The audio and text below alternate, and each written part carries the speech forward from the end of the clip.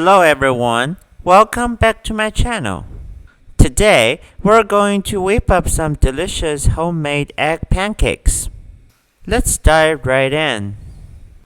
To begin, crack 3 whole eggs into a bowl of flour and mix them together in a clockwise direction until you have a smooth dough. Next, pour in some milk and add white sugar to suit your taste. Feel free to adjust the sugar quantity to your liking.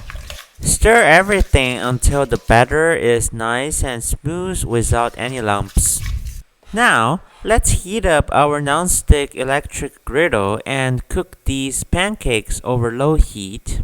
Once they are perfectly cooked, it's time to indulge in these simple yet incredibly tasty pancakes.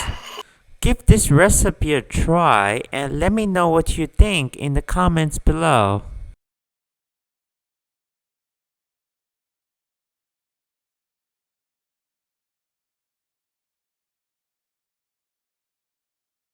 Thanks so much for tuning in and I'll see you in the next video.